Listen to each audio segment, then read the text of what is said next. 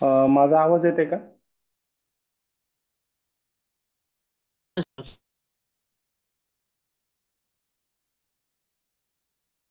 Hello brother, माझा आवाज येतोय? येतो आवाज येतो. ओके. प्रभूला धन्यवाद. आपण आजच्या प्रार्थनेकडे बोलूयात.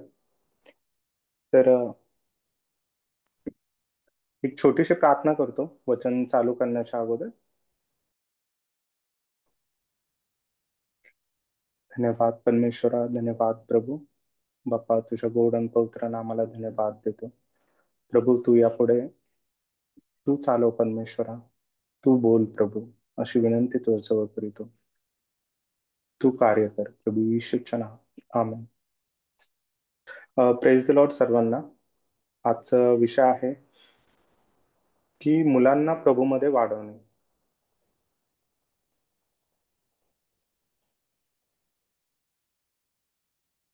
तर आपण पहिलं वचन काढूया अनुवादाचा 6वा अध्याय 6 आणि 7 वचन. कुणी वाचू शकेल का?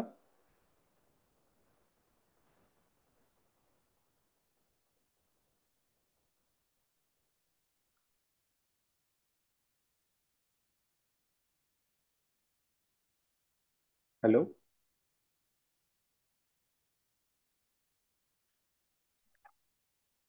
जर तुमच्याजवळ बायबल असेल तर तुम्ही वाचू शकता.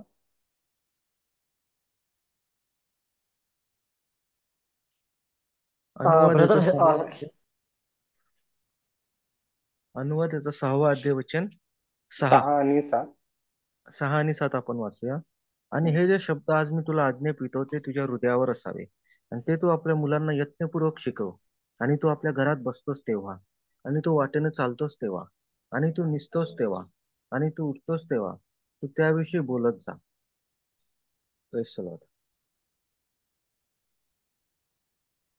आणि 7व्या वचनामध्ये प्रभू सांगत आहे की आणि त्या तू आपल्या मुलाबाळांच्या मनावर बिंबव. तर आजचा जो विषय आहे तो फक्त या वचनाला घेऊनच आहे की प्रभूची आज्ञा आहे की जे काही आपण प्रभूकडून शिकत आहोत ते आपल्या मुलांना आपल्याला शिकवायचंय. तर आजचं जे आपण ज्या गोष्टींवर बोलणार आहोत तर दोन भागांमध्ये आपण बोलणार आहोत. पहिलं हे की जर आपली मुलं, आपली लेकरं जर प्रभूमध्ये वाढले नाही तर कुठल्या गोष्टी त्यांच्या जीवनात येऊ शकतात, आणि जर ते प्रभूमध्ये वाढतायत आपण त्यांना कशा पद्धतीने वाढवू शकतो आणि प्रभू त्यांचा उपयोग पुढे जाऊन करेल. तर या दोन भागांमध्ये आपण पाहूया. तर पहिला भाग हा आहे की आपण प्रभूमध्ये मुलाबाळांना का वाढवायला पाहिजे.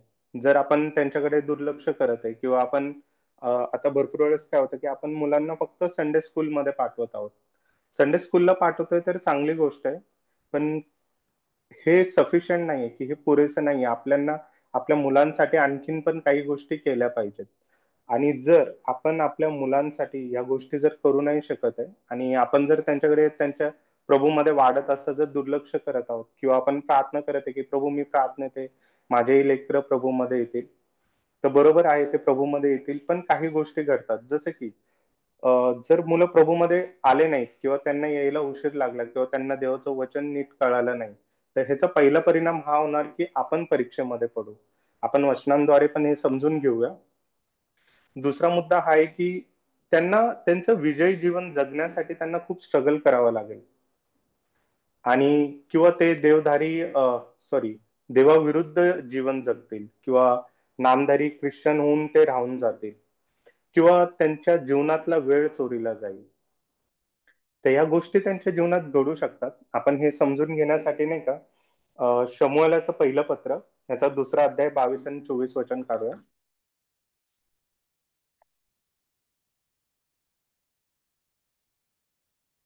जर कोणाला वचन अगोदर भेटत असेल तर ते वाचू शकतात. 2रा अध्याय 22 आणि 24 वचन. तर या अध्यायामध्ये एलीला 2 मुलं आहेत. एली हा प्रभूचा सेवक आहे ज्याने शमूएलाच्या आईला आशीर्वाद दिला होता, पण त्याचे स्वतःचे मुलं प्रभूमध्ये व्यवस्थित वाढू शकले नाही. आणि 22, 23, 24 वचन सांगतात एली फार वृद्ध झाला होता. त्याच्या पुत्रांनी सगळ्या इस्रायल लोकांशी कसा व्यवहार केला आणि दर्शन मंडपाच्या दाराशी सेवा करीत असलेल्या स्त्रियांशी त्यांनी कसे कुकर्म केले हे सर्व त्याच्या कानावर आले. तेव्हा तो त्यास म्हणाला, तुम्ही असली कर्मे का करिता? तुमची कुकर्मे या सर्व लोकांकडून माझ्या कानी आले आहेत. माझ्या मुलांनो, असे करू नका. माझ्या कानावर जो बोबाटा येत आहे तो काही ठीक नाही. तुम्ही परमेश्वराच्या प्रजेकडून पातक करवित आहात. आता या वचनातनं मला तुम्हाला काय सांगायचंय, की हे आता जेव्हा ही गोष्ट घडली, तेव्हा एलीला किती दुःख झालं असेल, जेव्हा त्याची मुलं तो जसं प्रभूमध्ये चालला, तो जसं प्रभूच्या नीती मार्गांनी चालला, पण त्याची लेकरं, त्याची मुलं त्याच्या मार्गांनी चालत नाहीत. हे पाहून त्याला किती वाईट वाटलं असेल. मला तुमच्या ह्या वचनातनं फक्त हेच समोर आणायचंय, की जरी आपण प्रभूमध्ये असलो, तर आपली मुलं आपल्या मागे प्रभूमध्ये चालण्याची काळजी आपल्याला घ्यायला पाहिजे. आणि असंच दुसरं घडलं ते शमूएला बाबत घडलं. तर पहिल्या शमूएलामध्येच 8वा अध्याय पहिले 5 वचनं वाचूयात. तिथे शमूएलाने वृद्ध झाल्यावर आपल्या पुत्रास इस्रायलाचा न्याय इन्साफ करणारे नेमले. त्याच्या ज्येष्ठ पुत्राचे नाव योएल असे होते आणि दुसऱ्याचे नाव अबिया असे होते. बेरशेबा येथे ते न्याय इन्साफ करीत असत, पण त्याचे पुत्र त्याच्या मार्गाने चालले नाही.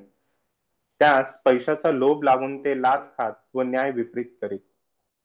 या पण वचनामध्ये आपल्याला हेच कळतं, की शमूएल जो आहे तो प्रभूच्या मार्गाने चालणारा होता, पण त्याचे लेकरं हे प्रभूच्या मार्गाने चालणारे नव्हते.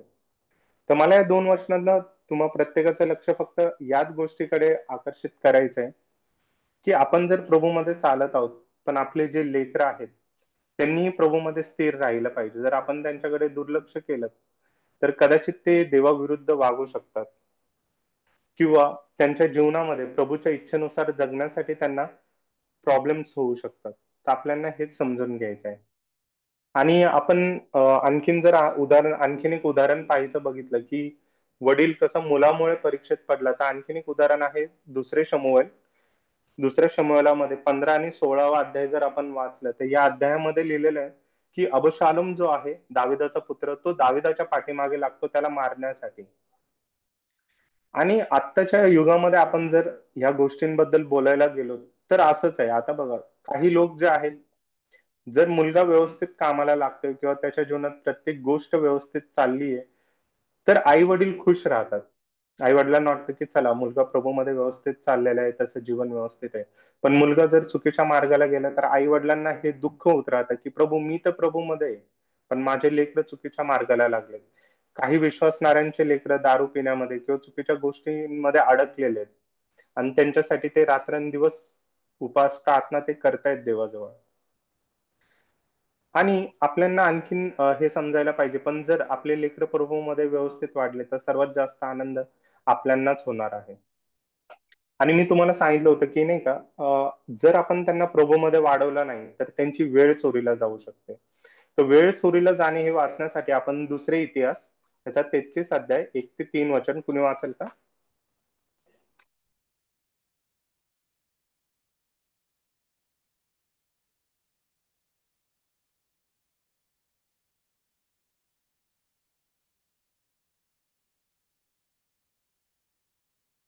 दुसरे इतिहास 33 अध्याय पहिले 3 वचन.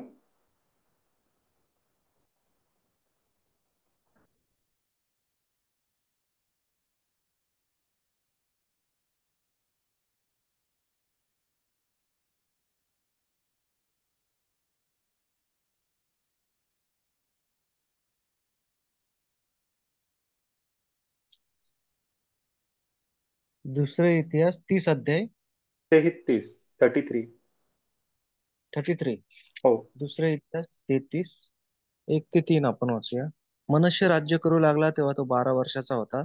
त्याने येरुशलेमात 55 वर्ष राज्य केले आणि जी राष्ट्रे यहोवाने इस्रायलच्या संतानाकडून घालवली होती त्यांच्या ओंगळ कर्माप्रमाणे यहोवाच्या दृष्टीने जे वाईट ते तो करीत असे.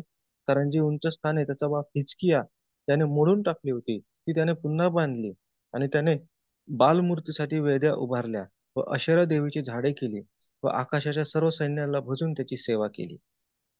ओके. ब्रदर, त्याच अध्यायामध्ये 12 आणि 13 वचन वाचता काय? 12 आणि 13. आणि तो हो. दुःखात होता तेव्हा त्याने यहोवा आपला देव याला विनंती केली आणि तो आपल्या पूर्वजांच्या देवापुढे फार नम्र झाला आणि त्याने त्याची प्रार्थना केली. मग त्याने त्याची विनंती मान्य करून त्याची काकुळत ऐकली व त्याला यरुशलेमेस त्याच्या राज्यात परत आणले. तेव्हा यहोवा हाच देव आहे असे मनुष्याने ओळखले. Praise the Lord. तर जर आपण या अध्यायामध्ये व्यवस्थित वाचलं तर तो 12 वर्षाचा असताना देवाच्या विरुद्ध वागायला लागला. पण जेव्हा त्याला धरून नेण्यात आलं, त्यानंतर त्याने पश्चाताप केला. पण तो लहान असल्यापासून जोपर्यंत त्याने पश्चाताप केला, त्याची ती सगळी वेळ चोरीला गेली. म्हणजे ती सगळी वेळ तो देवाच्या विरोधात वागण्यात गेला. आणि अशाच पद्धतीने आजच्या काळातही आपण बघतो, कित्येक प्रभूमध्ये लोक आहेत जे प्रार्थना करतायत, पण चुकीच्या गोष्टींमध्ये किंवा प्रभूपासून ते लांब जातात किंवा जगामध्ये जगिक गोष्टींमध्ये ते अडकून जातात. त्यांची वेळ कधी चोरीला जाते हेच त्यांना कळत नाही. आणि जेव्हा त्यांना आठवण येते, ती जेव्हा ते संकटात पडतात, कुठल्या प्रॉब्लेम्स मध्ये पडतात किंवा आजारी पडल्यावर त्यांना प्रभूची आठवण येते आणि नंतर ते प्रभूमध्ये येतात. पण तो जो वेळ आहे, जो त्यांनी प्रभूपासून दूर राहून घालवला, तो पूर्ण वेळ चोरीला गेलेला आहे. पण आपल्याला हे शिकायचं की आपल्या मुलांच्या जीवनामध्ये आपल्याला या गोष्टी घडायला नाही पाहिजेत. आपल्याला त्यांना प्रभूमध्ये असं वाढवायचंय की प्रभू त्यांच्या येणाऱ्या दिवसांमध्ये चांगला जास्तीत जास्त असा वापर करेल. आपण यासाठी नाही का हे पाहूया की दावीद आणि सल्मोनाला देवाच्या वचनांची कशी आठवण करून दिली. पहिले इतिहास 28 अध्याय आणि 9वं वचन.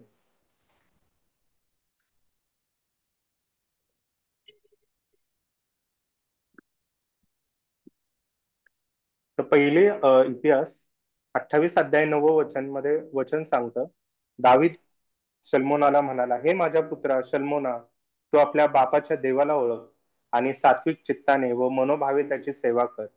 परमेश्वर सर्वांची मने पारखतो आणि त्यात जे काही विचार व कल्पना उत्पन्न होतात त्या समजतात. तू त्याच्या भजनी लागशील तर तो तुला प्राप्त होईल, पण तू त्याला सोडले तर तो तुझा कायमचा त्याग करेल.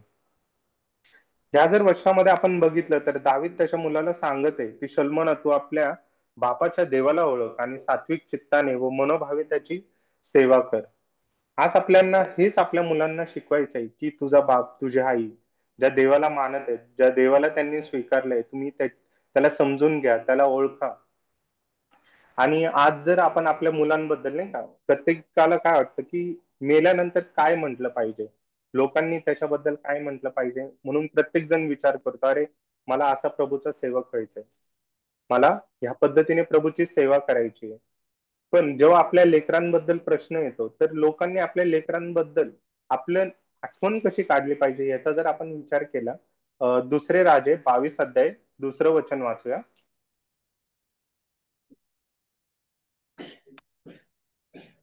दुसरे राजे 22 अध्याय 2रं वचन.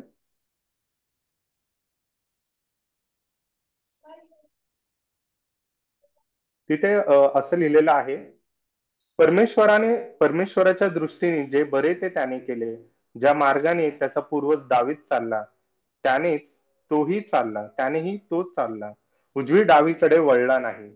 आणि हे तर राजा योशिया बद्दल लिहिलेलं आहे. आणि राजा हिजकिया बद्दल असं लिहिलंय, तर दुसरे राजे 18 अध्याय आणि 3ऱ्या वचनामध्ये, त्याचा पूर्वज दावीद याच्या सर्व करणीप्रमाणे तो परमेश्वराच्या दृष्टीने जे ठीक ते करी. तर आज आपल्या मुलांना आपल्याला अशाच गोष्टींमध्ये वाढवायचे की पुढे जाऊन आपल्याबद्दल लोकांनी असंच म्हटलं पाहिजे. मुलांबद्दल जर आपली आठवण काढली तर असंच म्हटलं पाहिजे की जसे याचे आई वडील प्रभूमध्ये स्थिर राहिले, तसंच हा मुलगा प्रभूमध्ये स्थिर राहून वाढत आहे. आणि याची काळजी नाही का आपल्याला घ्यायला पाहिजे, कारण आपल्या मुलांसाठी या गोष्टी बोलल्या तर किती छान आहे.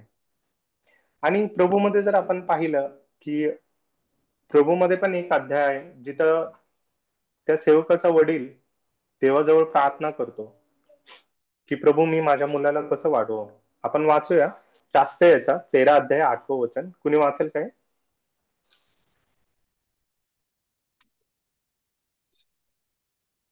शास्त्रेचं पुस्तक 13 अध्याय 8वं वचन.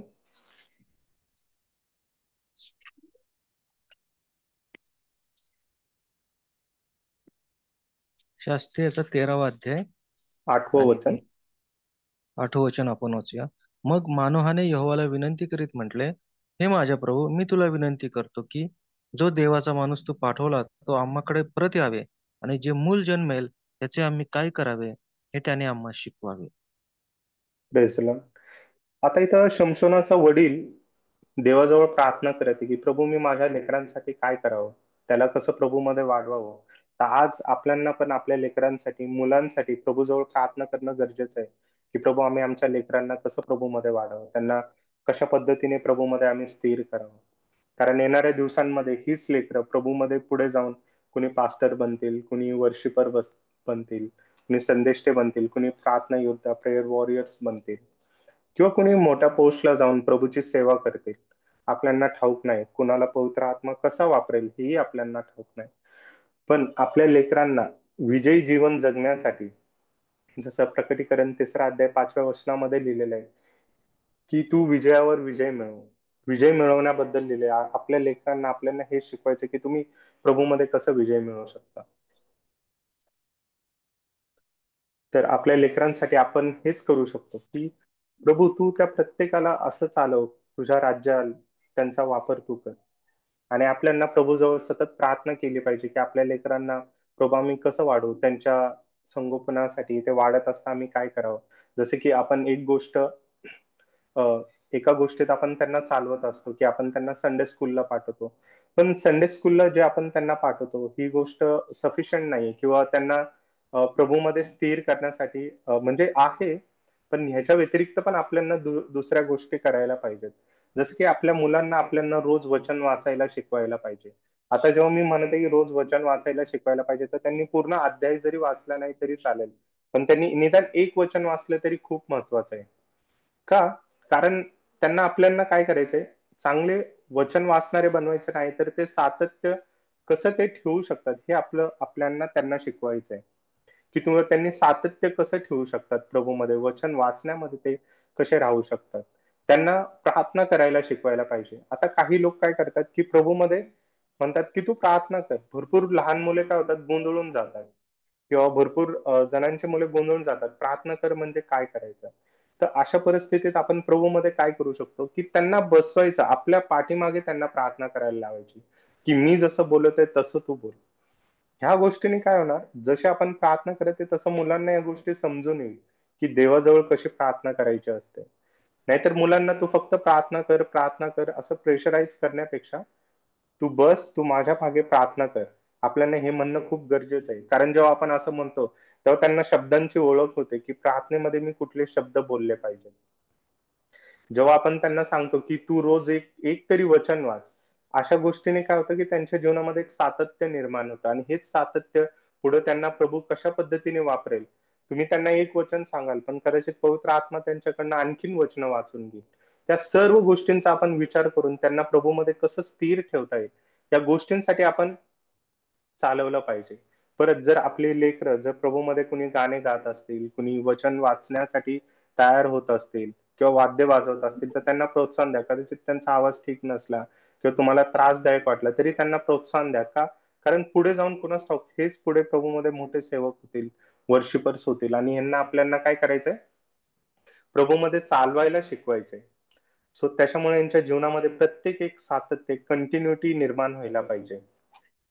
आणि एकदा या लेकरांना जर प्रभूचा, पवित्र आत्म्याचा आवाज कळाला, बस मग तिथून आपलं काम संपून जातं. कारण पुढे पवित्र आत्मा त्यांना व्यवस्थित चालवत राहील. पण जोपर्यंत पवित्र आत्मा या लेकरांना, या मुलांना समजत नाहीत, कारण तुमचे लेकरं लहान असतील किंवा यंग असतील किंवा तरुण असतील ते, पण त्यांना अजूनही पवित्र आत्मा समजत नसेल तर ते गोंधळत असतील.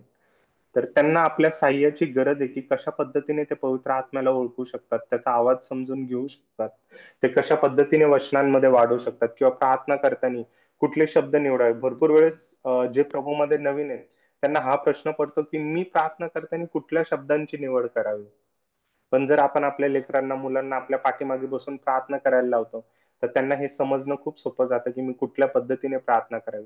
जेव्हा आपण सुरुवातीला प्रभूचे आभार मानतो, तर मुलांनाही कळतं, की अरे प्रार्थनेमध्ये सुरुवातीला आपण प्रभूचे आभार मानले पाहिजे.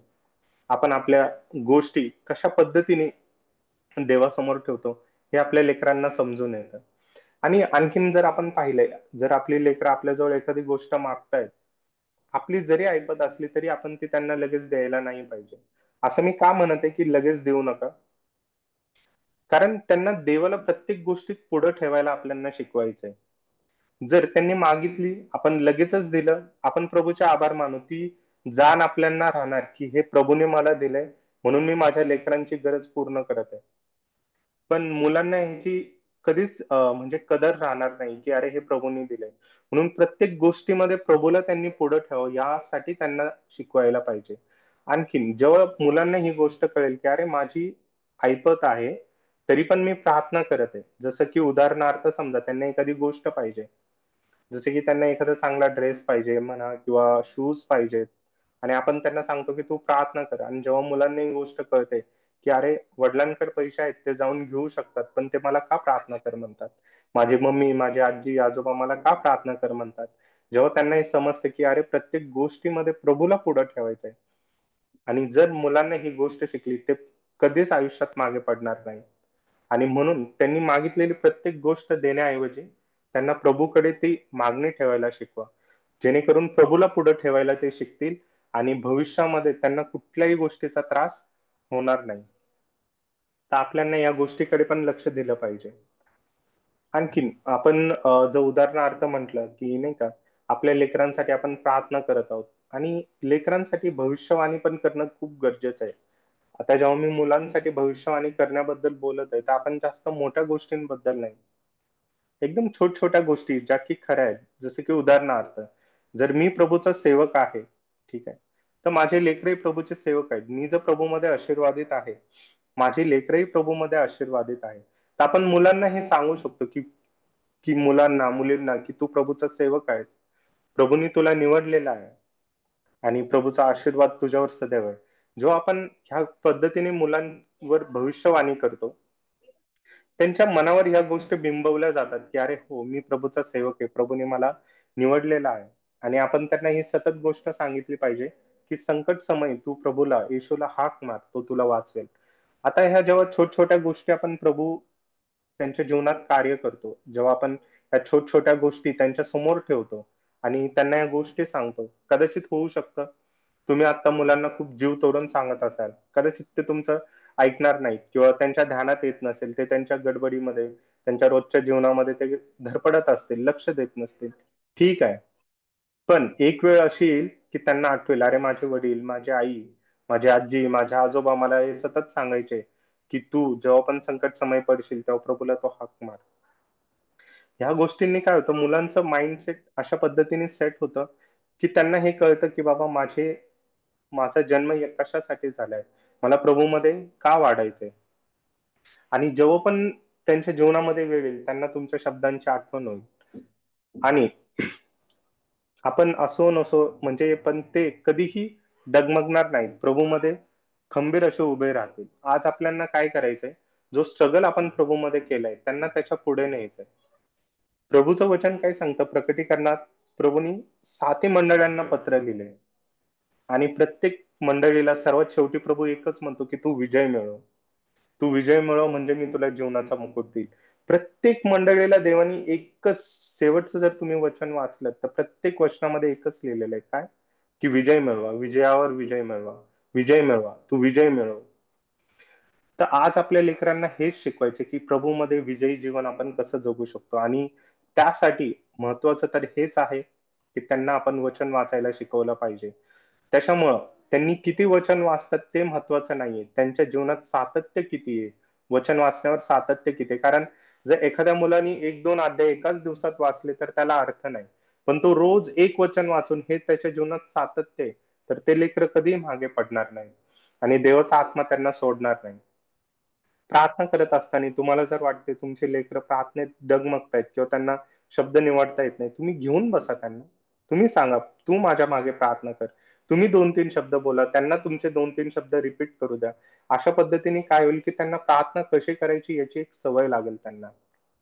आणि प्रभूमध्ये ते वाढत असतात. त्यांना कुठल्याच गोष्टीमध्ये अडवणूक करायची नाही आपल्याला. जर त्यांना गाणे गायला आवडतात, गाणे गाऊ द्या. त्यांना वाद्य वाजवायला आवडतायत, वाजू द्या. त्यांना प्रभूमध्ये स्थिर राहतील ते आणि ते प्रभूमध्ये आशीर्वादित होतील. आजचं जे वचन आहे हे खास करून आपल्या घरामध्ये जे लेकरं आहेत, जे यंग पोरं आहेत, तरुण लेकरं आहेत किंवा लहान लेकरं आहेत, जे प्रभूमध्ये वाढण्यासाठी स्ट्रगल करतायत, हे त्यांच्यासाठीच आहे. मला तुम्हाला हे प्रत्येकाला हेच सांगायचं की तुम्ही त्यांच्याशी बोलत जा आणि त्यांना जर तरुण आहेत, ते जर कुठल्या चुकीच्या पद्धतीने वागत आहेत, तर त्यांना दोष न देता त्यांना फक्त सांगत राहायचे की तू हे कर, तू ते कर, कारण आज ना उद्या तुमच्या शब्दांची पवित्र आत्मा त्यांना आठवण करून देईल आणि प्रभू त्यांना कशा पद्धतीने प्रभूमध्ये स्थिर करेल आपल्याला ठाऊक नाही. म्हणून आपल्याला त्यांना फक्त प्रोत्साहित करत राहायचे की प्रभूमध्ये तुम्ही काय करा, वाढत राहा. त्याच पद्धतीने आपण एक वचन पाहूया. योग त्यांच्या लेकरांसाठी काय करत होता. आपण योग याचा पहिला अध्याय 5वं वचन वाचूया. कुणी वाचेल का? योग पहिला अध्याय 5वं वचन.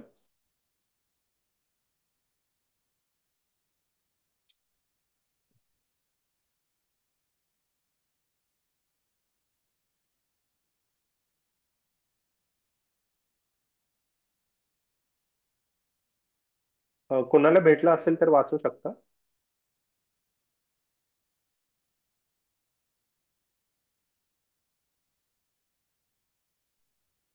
योग कितवं वचन आहे? पहिला अध्याय 5वं वचन. आणि योग पहिला अध्याय 5वं वचन. आणि असे झाले की त्यांच्या भोजनाचे दिवस क्रमाने समाप्त झाले. म्हणजे इयोब निरोप पाठवून त्यांना पवित्र करीत असे आणि पहाटेस उठून त्या सर्वांच्या संख्येच्या प्रमाणाने होमार्पण अर्पण करीत असे. कारण इयोब म्हणे, कदाचित माझ्या मुलांनी पाप केले असेल आणि आपल्या मनात देवाला अवमानले असेल. इयोब सर्वदा तसेच करीत असे. योग सर्वदा तसेच करत असे. तर आपल्याला एक गोष्ट समजून घेतली पाहिजे. आता ज्या गोष्टींबद्दल आपण बोलत आहे, तर ह्या गोष्टी ज्या आहेत, प्रभूचे सेवक त्यांच्या जीवनामध्ये हे ऑलरेडी त्यांच्या लेकरांसाठी करत होते. योग जो होता तो त्याच्या लेकरांसाठी देवाजवळ रोज मध्यस्थी करत होता. आज आपल्या लेकरांसाठी, आपल्या परिवारासाठी आपल्याला रोज देवाजवळ मध्यस्थी केली पाहिजे. काय मध्यस्थी केली पाहिजे? की प्रभू, आज आपण प्रभूचे याजक आहोत. त्या काळामध्ये जे होतं कोकराचं पवित्र रक्त लागत होतं. पण आत्ताच्या ह्या काळामध्ये देवाचा एकच पवित्र कोकरा आहे, ज्याचं पवित्र रक्त इतकं सामर्थ्य आहे की त्याच्या रक्तामध्ये सर्व पापांची क्षमा होते. आज आपले लेकर म्हणजे आपल्या परिवारामधले जे कोणी आपले सोबते आहेत, त्या सर्वांसाठी आपण मध्यस्थी केली पाहिजे देवाजवळ, की प्रभू त्यांच्याकडनं जर कळत न कळत काही चूक अपराध झाले असेल तर क्षमा कर. तर ही महत्वाचं आहे की आपण रोज आपल्या लेकरांसाठी देवाजवळ क्षमा मागितली पाहिजे. कारण ते लेकरं असल्यामुळे त्यांना या गोष्टींची जाणीव नसते की ते कशा पद्धतीने वागत आहेत. पण देवाच्या आत्म्याने आपली सत्सक विवेक बुद्धी प्रभूमध्ये जागृत असल्यामुळं आपण त्यांच्यासाठी प्रार्थना करायला पाहिजे. जोपर्यंत त्यांना प्रभूची जाणीव होत नाही किंवा प्रभूमध्ये ते स्थिर असे उभे राहत नाही. मग प्रत्येक दिवस आपण प्रभूजवळ त्यांच्यासाठी मध्यस्थी केली पाहिजे, की प्रभू त्यांना त्यांच्या चुकांची, त्यांच्या अपराधांची तू काय कर प्रभू, क्षमा कर. आणि जेव्हा आपण अशी प्रार्थना करतो, की प्रभू तू त्यांना क्षमा कर. जसं प्रभूनी आपल्या चुका अपराधांसाठी जिवंत देवाजवळ देव मध्यस्थी करत आहे वरती स्वर्गामध्ये. आपल्यासाठी प्रभू जसं प्रभूजवळ पित्याजवळ आपली मध्यस्थी करत आहे, तसंच आपण आपल्या परिवारासाठी, आपल्या लेकरांसाठी येशूजवळ, पित्याजवळ आपण मध्यस्थी केली पाहिजे, की प्रभू, प्रभू येशूच्या पवित्र रक्तात तू त्यांना क्षमा कर, त्यांच्याकडनं कळत नकळत झालेल्या चुका अपराधांसाठी. आणि आपण प्रभूमध्ये वाढत असता आपल्याला एक गोष्ट माहिती आहे, की प्रभू म्हणतो माग म्हणजे तुला मिळेल. तर आपल्याला आपल्या लेकरांसाठी सदैव आशीर्वाद मागितले पाहिजेत. त्यांच्या जीवनासाठी. आपले लेकरं शाळेत जातात. आपण दिवसभर त्यांच्यासोबत राहू नाही शकत. आपण त्यांना चांगल्या गोष्टी शिकवू शकतो, पण दिवसभर आपण त्यांच्यासोबत राहू नाही शकत. ते शाळेत जातात किंवा कुठे कामावर जातात किंवा कुठे खेळायला जातात. त्यांच्या जीवनात कसल्या पद्धतीचे लोक त्यांना भेटतील, ते कशा पद्धतीने त्यांना वाढवतील किंवा सांगतील किंवा कुठल्या मार्गाने नेतील आपल्याला ठाऊक नाही. मग आपल्याला सतत देवाजवळ त्यांच्यासाठी ही प्रार्थना केली पाहिजे, की प्रभू त्यांना तुझ्या मार्गाने चालव. त्यांच्या जीवनात सदैव तू चांगले लोक दे. त्यांना एक चांगली संगत मिळू दे प्रभू. मग आपल्याला सदैव त्यांच्यासाठी प्रार्थना केली पाहिजे.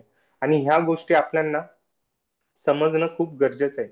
कारण ह्या गोष्टी जर आपल्याला समजत आहेत आणि आपण जर आपल्या परिवारासाठी मध्यस्थी करत आहोत, त्यांच्या क्षमेसाठी प्रार्थना करत आहोत, त्यांच्या आशीर्वादासाठी प्रार्थना करत आहोत, तर नक्कीच, नक्कीच आपले लेकरं प्रभूमध्ये वाढायला शिकतील आणि एकदा पवित्र आत्मा त्यांना चालवायला लागला, की त्यांना विजयावर विजय मिळवणं त्यांना जमायला लागेल. त्यांना विजयी जीवन जगण्यासाठी त्यांना कृपा मिळेल. पण जर आपण या गोष्टींकडे दुर्लक्ष केलं, जसं आपण प्रभूमध्ये वाढत आहोत, जर असं त्यांच्याकडे आपण ध्यान नाही दिलं, तर एकच गोष्ट घडणार, की त्यांची वेळ चोरीला जाणार. कारण जर मी विश्वासू आहे, माझे लेकर विश्वासात आणि ते प्रभूमध्ये येतील, पण त्यांची वेळ चोरीला गेलेली असेल. कारण काही वर्ष जर ते प्रभूपासून दूर जात आहेत, चुकीच्या जीवनामध्ये जीवन जगतायत, तर त्यांचा तेवढा वेळ प्रभूमध्ये चोरीला गेलेला आहे. पण जर आपण प्रभूमध्ये त्यांना लहानपणापासून स्थिर करतोय, कुणास ठाऊक आपले लेकरं पुढे जाऊन प्रभूमध्ये एक चांगले पास्टर होतील, कुणी वर्शिपर, संदेष्टे जे प्रभूचे सेवक आहेत, त्या मोठ्या सेवकांपैकी एक होतील, किंवा कुणी मोठ्या पोस्टला जाऊन काम करून त्या त्यांच्या वैयक्तिक जीवनामधनं, त्यांच्या वागण्यामधनं प्रभूचा गौरव होईल. आणि यासाठी आपल्या प्रत्येकाला हेच ध्यान दिलं पाहिजे, की की मी माझ्या मुलांसाठी काय करत आहे. म्हणून मी पुन्हा एकदा जस्ट रिपीट करतो, तुमच्या लेकरांना, ते तरुण असू द्या, लहान आहेत, त्या सर्वांना वचन वाचायला शिकवा. उद्देश हाच आहे की त्यांच्या जीवनामध्ये सातत्य असलं पाहिजे. सातत्य असं की वचन वाचण्याचं सातत्य. त्यांना प्रार्थना करायला लावा. जर त्यांना प्रार्थना करायला जमत नाही किंवा ते गोंधळत आहेत, त्यांना शब्द नाही भेटत, तुम्ही स्वतः बसा. त्यांच्या पाठीमागे त्यांना प्रार्थना करायला लावा. तुमचे शब्द त्यांना मिळू द्या. म्हणजे त्यांना समजेल की कशी प्रार्थना करायची. आणि प्रभूमध्ये चालवायला त्यांना शिकवा. कारण जर मुलं संडे स्कूलला जात आहेत, तर तो एक वीक जो आहे ते प्रभूमध्ये वाढत आहेत. तो एकच दिवस प्रभूमध्ये वाढत आहेत. पण ते घरामध्ये आपल्यासोबत प्रत्येक दिवस असतात ते. आणि प्रत्येक दिवशी आपण त्यांना जेव्हा चालना मिळते, तेव्हा जेव्हा ते संडे स्कूलला जातात, त्यांना आणखीन प्रभूमध्ये वाढण्यासाठी कृपा मिळते. तर ह्या गोष्टी आपल्याला समजायला पाहिजेत. आणि मुलांसाठी सदैव त्यांच्यावर भविष्यवाणी करत जावा. त्यांच्यावर हात ठेवत जावा. त्यांना सांगत जावं की तू प्रभूचा सेवक आहेस. तू प्रभूची सेविका आहेस. तुला प्रभूंनी निवडलेलं आहे. ह्या गोष्टी आपण जेव्हा त्यांना म्हणतो की प्रभू तुझा शब्द ऐकत आहे, प्रभू तुझी प्रार्थना ऐकत आहे, त्यांना जो कॉन्फिडन्स येतो, येस, मग त्यांना तो विश्वास त्यांच्या जीवनामध्ये निर्माण होतो. आणि लहानपणापासूनच ते प्रभूमध्ये स्थिर असे उभे राहतात.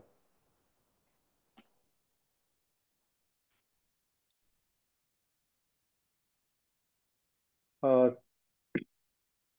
मला आणखीन एकच सांगायचंय प्रत्येकाला, की जसं की आपण दुसरे राजे 22 अध्याय दुसरं वचन वाचलं, जिथे योशिया राजाबद्दल लिहिलेलं आहे. जसं तो चालला, जसे त्याचे वडील चालले, त्या पद्धतीने तो चालला. हिजक्या राजाचा बद्दल जे वाचलं 18 अध्याय 3रं वचन दुसरे राजेमधलं, त्याच्यामध्ये पण महत्वाचं हेच दिलेलं आहे की आपल्यानंतर आपल्याबद्दल मुलांना कसं बोलवतात, तेही महत्वाचं आहे. की जसं आपण प्रभूमध्ये स्थिर राहिलो, तसे आपले लेकरही प्रभूमध्ये स्थिर आहेत का, हेही पाहणं खूप गरजेचं आहे. मी एवढंच बोलून प्रार्थना करतो प्रत्येकासाठी, की प्रभू तू प्रत्येकाला ज्ञान बुद्धी दे. त्यांच्या घरात त्यांनी लेकरांना, त्यांच्या परिवाराला तयार ठेवण्यासाठी प्रभू तू प्रत्येकाला तुझ्या इच्छेनुसार चालव परमेश्वरा. हे माझ्या प्रभू तू कार्य कर, प्रभू येशूच्या नावात आमेन. मी आजचं वचन इथेच थांबवतो. मी कुणाल ब्रदरचे आभार मानतो की प्रभूचेही आभार मानतो की कुणाल ब्रदरद्वारे त्यांनी वचन सांगण्याची संधी दिली, त्यासाठी. प्रेज द लॉर्ड सर्वांना. कुणाल ब्रदर, तुम्ही टेक ओव्हर करा.